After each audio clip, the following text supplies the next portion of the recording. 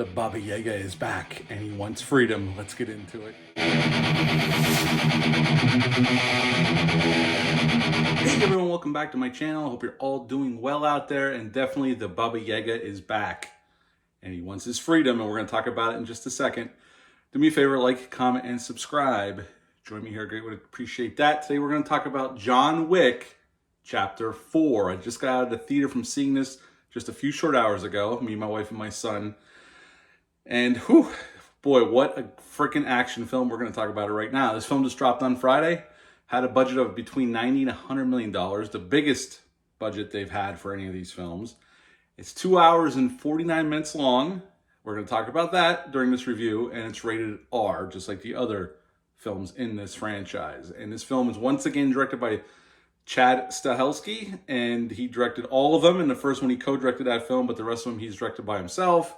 And in this film, we have the awesome Keanu Reeves back once again as John Wick. We got Lawrence Fishburne back as the Bowery King.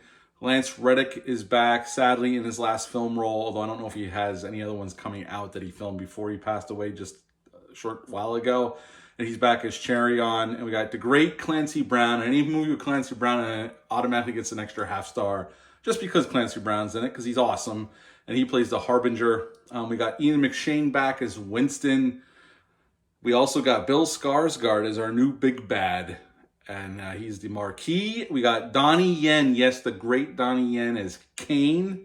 We're definitely going to talk about him, folks, because Hiroyuki Sanada is in this film as well as Shamuza, and he is great too. It's always great to see him when he pops up. Shamira Anderson plays the Tracker, a very mysterious figure, but an awesome figure nonetheless, and an awesome new character. And Scott Adkins is in this film as Killa, and I absolutely love his character. We'll talk about him as well. And right at the start of the film, we see John Wick training, and we see the Bowery King come in. They have a short conversation, and we're off.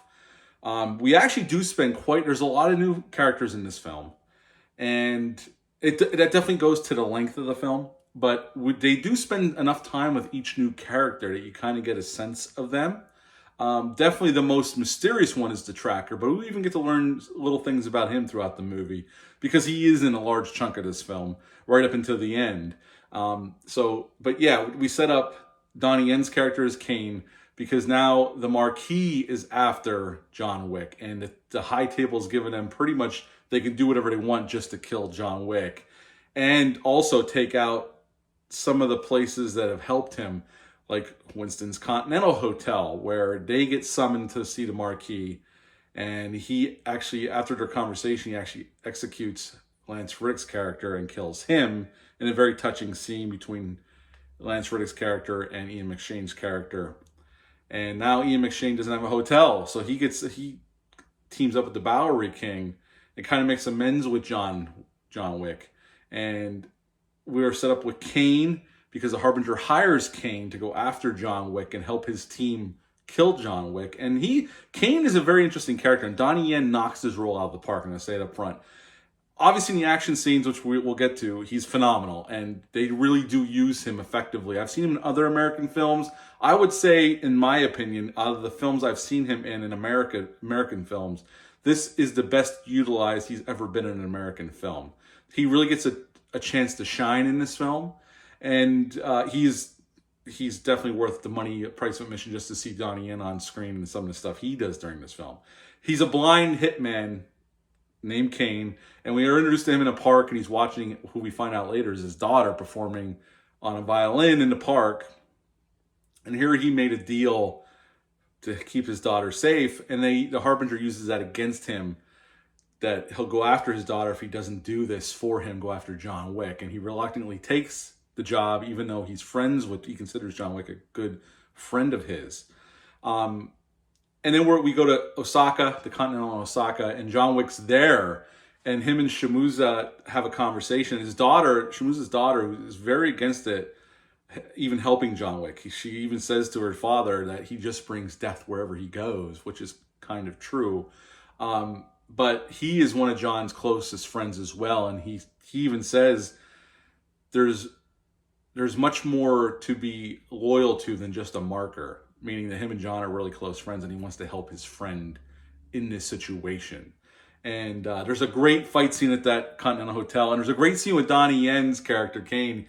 Like the Harminger's team comes in, and there's a big fight with bows and arrows and samurai swords and kung fu and guns. It's fabulous, but they're in the kitchen, and the Marquis guys are getting mowed down, and you see Kane sitting off in his corridor in the darkness. You can just see him, just like he's in shadow, and he's eating out of a bowl, and he's just sitting there chilling, just eating while these other guys are getting slaughtered. And then finally one of the Harbinger's guys said to him, do your goddamn job and get in a fight. And then finally we get to see what he's capable of, because he is blind.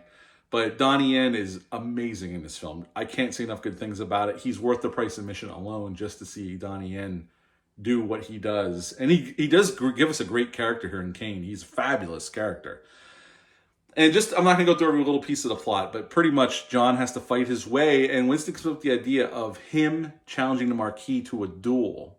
It's in the laws of the high table, and he cannot say no if he can get back in with his family, which he goes to Germany, gets back in with his family, going to see Killa, because he killed one of theirs, and they said, if you bring proof of death, we will take you in for this duel with the Marquis, which is a one-on-one battle. So John goes, and Scott Adkins is great. He is fabulous. He has a fat suit on because Scott Adkins is in very good shape. And he has gold teeth in, and he's just, I love his performance here. And not only do we have Scott Adkins at this card table, we got Keanu Reeves, John Wick, we got Kane at the table, and then the tracker is there as well. And it's a great scene that leads into a big battle scene where we get to see Donnie Yen's talents once again. And John completes the task, rips the tooth out of Killa, and takes it back, and he is reinstated into the family. And they push through for this duel through the high table. And basically, but the problem is the Marquis puts out the word that he wants John Wick killed because he knows going mano a mano with John Wick, he's not going to win. But he kind of cons Kane. Well, he makes Kane do it at the end. But we get that great scene in Paris on that roundabout with all the cars. It's fabulous, fabulously shot. Many more actions I'm not even going to touch on. And then finally we get to the duel, and the Marquis makes Kane do it. And I had a feeling that Wick and Kane had an understanding because they were very friendly with each other, even though they fought a few times during the film. And on the last bullet, the third bullet, Kane hits John. John goes down, but he never fires his gun. And the Marquis is so full of himself, he goes, I'll take the last shot now. You've done your job. You're free. Your daughter's free. I'm going to do this. I'm going to end John Wick. And he loads the gun, and he starts walking over to John Wick, and Winston goes, you dumb son of a bitch, or something to that effect, you stupid asshole, or something. Your hubris has gotten the better of you. He's never fired his weapon, and John shoots and hits the Marquis right in the head, and he's dead. And basically what happens is John, we think, passes away, because we see the Bowery King and Winston add his tombstone next to his wife's tombstone. And that is the end of John Wick Chapter 4. What to like about this film? Well, the directing by Chad Stahelski, I think he's gotten better with each film, and this is his action masterpiece, I gotta say, after seeing the film and taking it all in. It's beautifully shot, and the long takes on the fights are they're fucking spectacular. It looks, you can see what's going on. The fights are so beautifully choreographed, and know that these guys, Keanu included, because he does most of his own stunts, just going at it and giving their all in these scenes that are well choreographed, and they go on and on and on. They're gorgeously done and shot and edited for maximum impact. I can't say good. The stunt work on this film is impeccable, and it makes me really, I love superhero films too, like everybody else, but this really, I love this kind of old school, let's do it for real action instead of actors standing in front of green screens. And seeing the work they put in on this film, and all the John Wick films up to this point, is a thing of beauty. This is definitely Chad Stahelski's masterpiece to this point. And I know he's going to go off and do other things now after this, but this definitely is a masterpiece of action, American action cinema. And they bring all the different styles in for this film. And each action scene's different. We got Keanu with nunchucks at the Okasawa Continental. I mean, it's a great scene that goes on and on and on and on and on. But they're so well shot. And there's a scene towards the end where the Marquis, like I said, sent everybody out, where this DJ that's in the Eiffel Tower sends out this word that, we got to stop John Wick before sunrise, so he gets to his church for the duel. And that was It was an homage to the Warriors because Chad Stahelski said that he was inspired by the Warriors with this film. You could definitely see the shades of that here, especially with John Wick's journey through the city, or Dante's Divine Comedy, the nine levels of hell that John has to go through to get to this church. And it's just so well done. There's a fight scene though in this house, like this dilapidated house, and the camera starts here with John and he's killing some guys, and then it goes up above and shooting down, and you see John going from room to room to room and shooting these guys and taking out different bad guys, and the tracker's in tow with his dog, and we get some really just spectacular work done here. And hats off to Keanu Reeves, because I know he does most of his own stunts, and he definitely put the work in. So did everybody else. Again, everybody across the board is fabulous here. I can't say there's not one weak link here, honestly. And the tracker character, I love that character. He's mysterious. You learn a little bit about him, like he's loyal to his dog, but he's definitely a loner. But he is, you can see through the film the respect he has for John Wick. Even though he's doing it for money, he gets involved that way. And then at the end, in that house I was just talking about, where the camera goes above, there's a moment where his dog's about to get shot, and John shoots and kills the guy before the guy can kill his dog. And from that moment forward, the tracker's on John Wick's side. Like, that meant the world to him in that moment. And it's a great moment. And then the duel itself is great between Kane and John Wick. And how John Wick, they fool the Marquis because his head, he's so full of himself that he doesn't see, he's not really paying attention to what just happened, and he dies for it. And John gets his freedom. Now, with him dying, my thoughts on that are John's not really dead.